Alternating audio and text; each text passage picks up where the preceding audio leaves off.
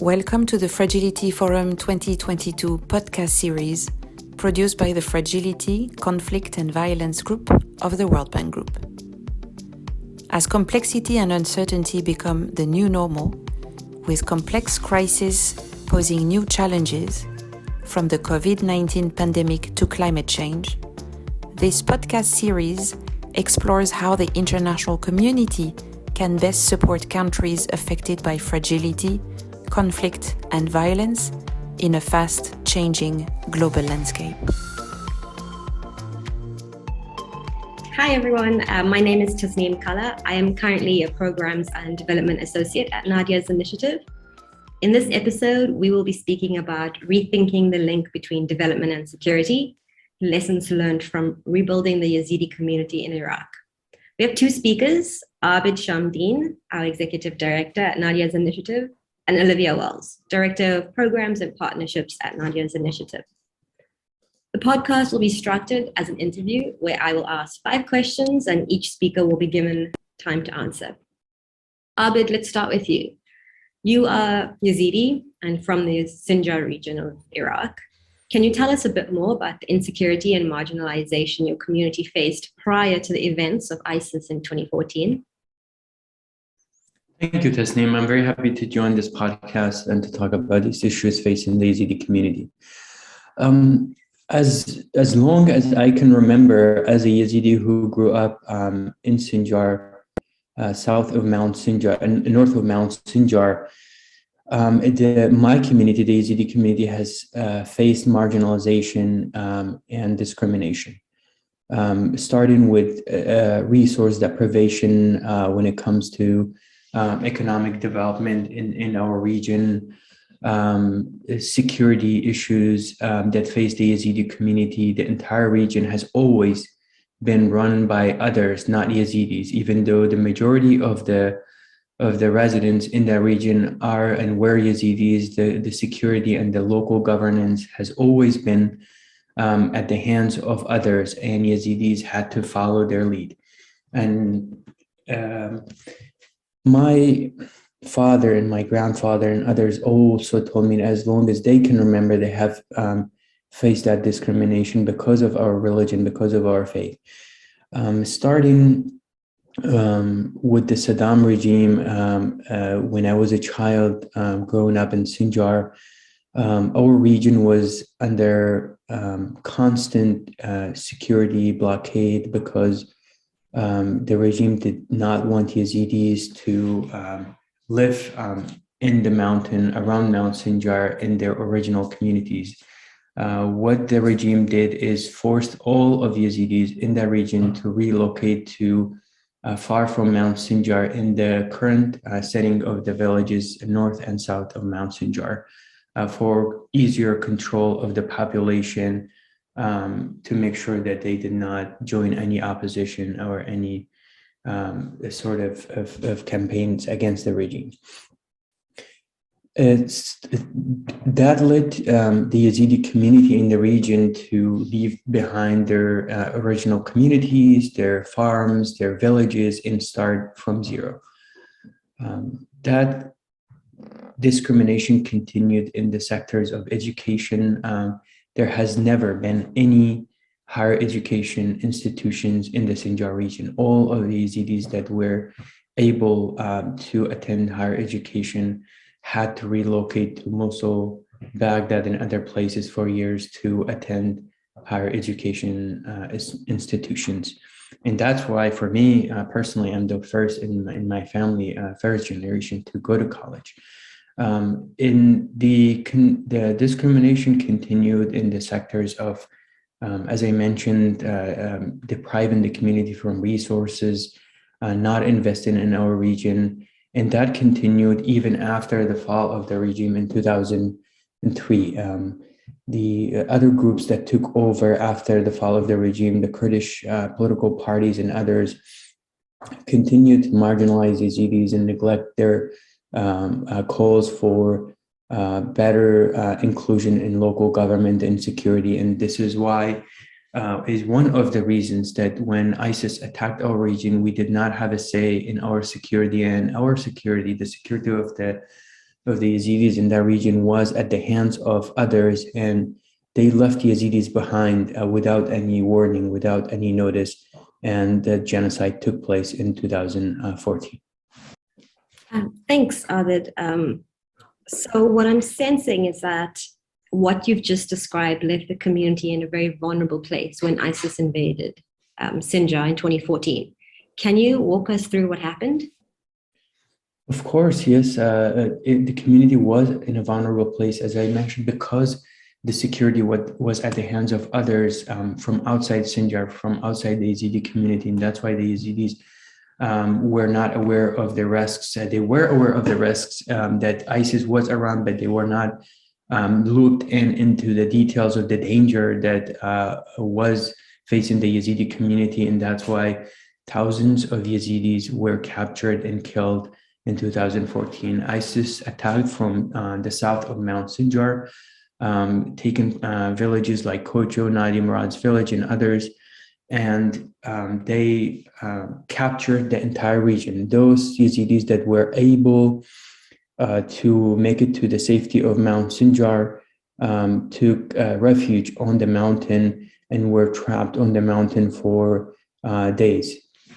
Those that were far from Mount Sinjar, they were not able to find a safe place to hide from ISIS. And that's why Kocho, for example, was far away from the mountain and from safety, and the entire village was captured.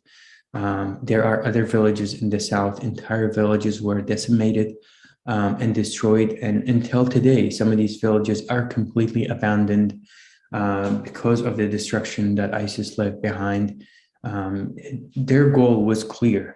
They came and they announced it was a systematic campaign to end the existence of the Yazidi community from that region, and they made that clear through their social media channels and on the internet, targeting public infrastructure, basic services like schools, clinics, farms that people had relied on for generations. And the wash and electricity and other services in the region, they destroyed all of that. In addition, they destroyed and confiscated all the property that Yazidis had in that region, therefore taking everything that Yazidis had worked for generations, and obviously left behind until today these villages with explosive that we are working to trying to demine the region. But most importantly, what was devastating from this attack on the Yazidi community is what ISIS did to Yazidi women and children, and taking thousands of women and children into slavery, sexual slavery, and using them as a weapon against the Yazidi community to fuel their war and to buy and sell these women and children like objects. About 6,500 women and children were taken into captivity. Until today, we have about 2,700 plus women and children missing in captivity in Syria, Turkey, and other places where ISIS are still buying and selling these human beings. And the Yazidi community still faces many challenges because of this genocide that ISIS led against the community in Iraq. The majority of the community is still displaced inside their own country in internally displaced camps, even after 8 years of this genocide. And there are many challenges facing the Yazidi community, from the destruction of their homeland to the missing people, to the displacement of the community and the trauma the community faces today. Over to you, Tess. Thanks, Abid. Since then, it's been 7.5 years. Olivia, can you tell us about what the situation in the Yazidi community is today and what's changed in the past 7.5 years? Thank you, Tasneem. As Abid was already alluding to, unfortunately, we're coming up on the 8-year anniversary. The situation has not changed drastically from what it was in 2014. At Nadia's initiative, when we talk about genocide, we remind people that it is not a singular event. It's an ongoing process of violence, resource deprivation, marginalization. And the Yazidi community is still very much facing the aftermath of the genocide in 2014. As Abid said, nearly 200,000 Yazidis today are still internally displaced in IDP camps just hours away from their homeland of Sinjar. We have approximately 100,000 that have immigrated to other countries. The 150,000 who have been able to return to Sinjar are struggling to access still clean water, electricity, education, healthcare, livelihoods.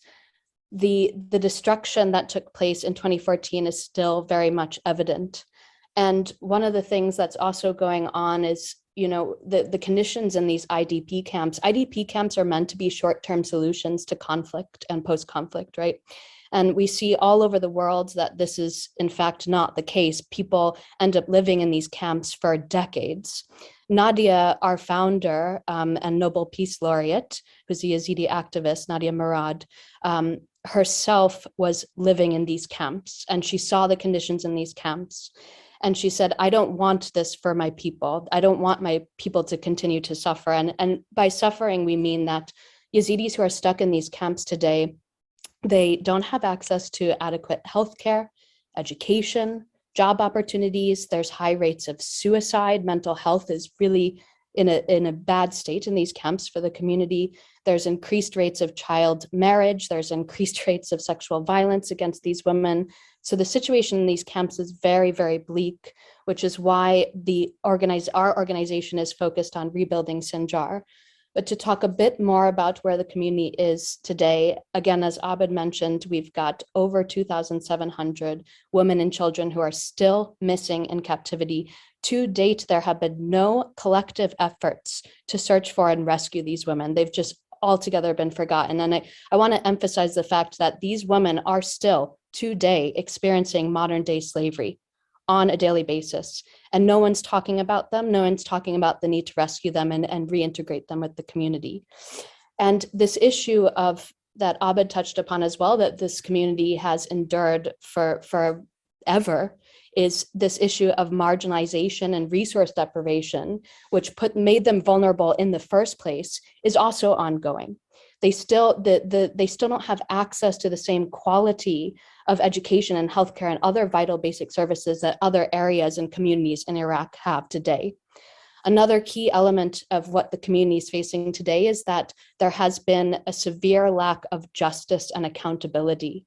There has, aside from Germany and a few other European countries and countries outside of Iraq that are starting to utilize universal jurisdiction to bring ISIS perpetrators to justice, we're not seeing movement on the ground yet in Iraq. And for the community, especially survivors of sexual violence, it's so important to have justice, to see that there's accountability, to see that the international community recognizes what they've gone through and that they deserve accountability, they deserve reparations, and they deserve support to sustainably rebuild their lives. Olivia, can you tell us what Nadia's initiative is doing to address the ongoing challenges faced by the Yazidi community at the moment? Yes, definitely. So as I started alluding to in the previous question, is that we as an organization our efforts are focused 100% on the Sinjar region of Iraq. We do not do work in the IDP camps, exactly for what I was saying, is that we do not see those as a sustainable solution to the post-conflict redevelopment of this community. So right now our organization is really focused on Sinjar. And we work across a variety of sectors, but what's important to note is the way that we work in these sectors. So right now we're focused on restoring education, healthcare, livelihoods, clean water, basic infrastructure, cultural preservation, and we have programming that's dedicated entirely to women's empowerment with a specific focus on survivors of ISIS captivity and sexual violence. How we work as an organization is we have, our leadership, Abid and Nadia are both Yazidis from Sinjar, and all our team on the ground in Iraq are Yazidis from Sinjar.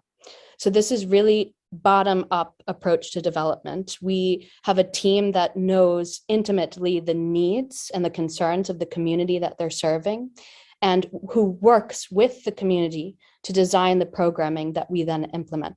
So this is what we mean when we say that how we work is that we're community-led and we're survivor-centric. The people that we are benefiting are informing the programs that are designed to benefit them. And this is really, really important, because this is a sustainable and ethical way to development. Top-down approaches to development do not work. We need to have bottom-up approaches to development. Another thing that we're working on doing is we want to enable this community to move past survival mode. They've been constantly in survival mode, as Abed illustrated perfectly earlier.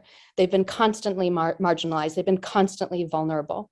So we're trying to move them past that towards thriving. We want to move them from surviving towards thriving. And what that means is not just building back, but building back better, building back schools and bringing better education services, bringing better quality healthcare services, getting more clean water, getting better electricity infrastructure in place. That's what we're trying to do across all our programming.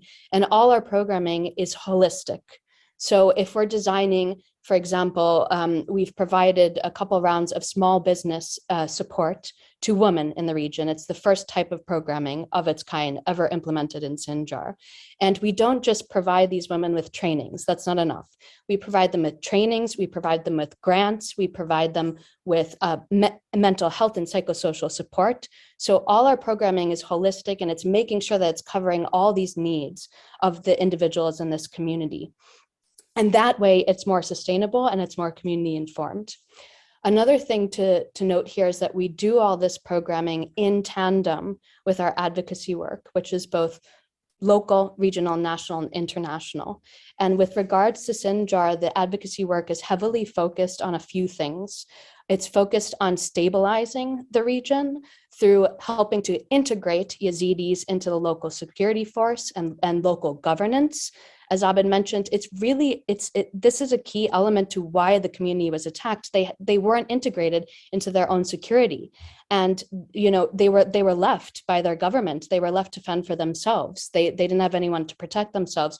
If we want to build back the community and be sustainable in a way that we can prevent future violence, we have to integrate them into their own security forces and into their own local governance. So that's a really key element here. We're also, of course, advocating for the pursuit of accountability and justice. As I mentioned earlier, this is also a really key element for the community in terms of reconciliation and healing, and being able to move beyond the trauma. So we do the programming in tandem with the advocacy. And when these two things are brought together, that's when we have a really sustainable, human-centric approach to development and security. And that's what we're working towards in the Sinjar region of Iraq. I think these are things that definitely make Nadia's initiative quite unique in the approach. Abed, can you close out the session by telling us what is needed for the community to tangibly rebuild itself and heal? And what will finally facilitate the security and stabilization of Sinjar? Yes, Olivia mentioned some of these points already, but just to build on what she mentioned. First of all, the genocide against the Yazidis has been acknowledged by the United States, European countries, Canada, and the UN. And evidence has been collected by the United Nations team, the UNITAD, that Nadia, with her lawyer Amal Clooney, worked for years to create. They have collected evidence that can be used, and through that evidence collection, they acknowledge that what happened in 2014 against the Yazidi community was in fact genocide.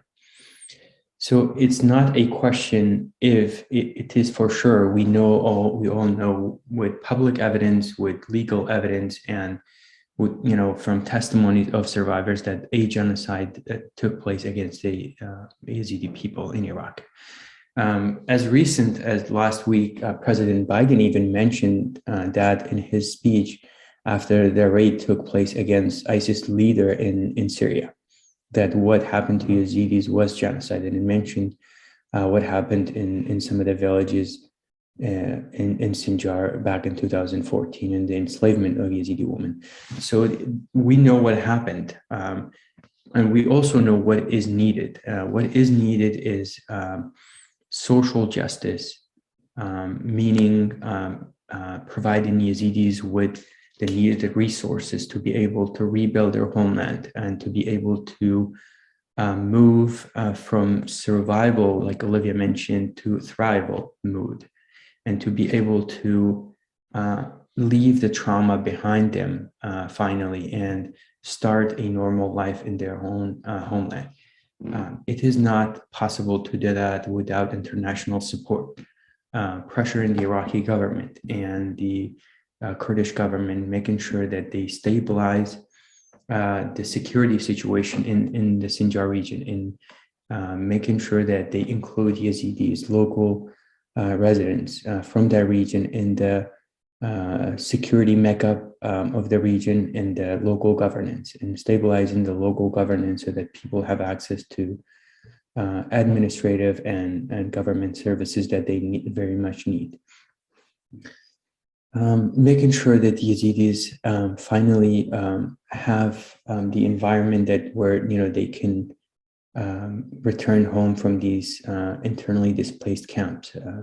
Living in these camps, we have an entire generation of children that will grow up seeing nothing but inside these tents for 8+ years now.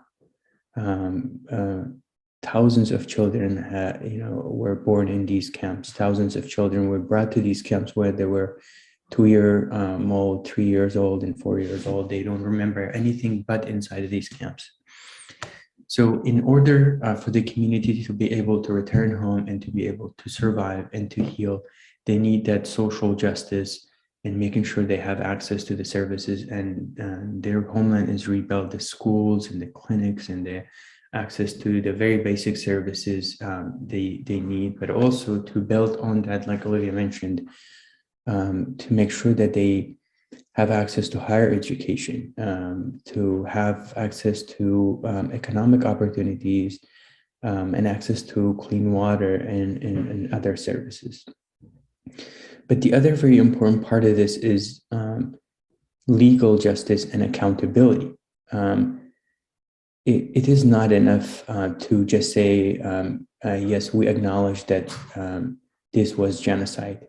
What about making sure that we hold accountable those that enslaved thousands of women and children and used and still are using women and children for sexual slavery? What about making sure we hold accountable those that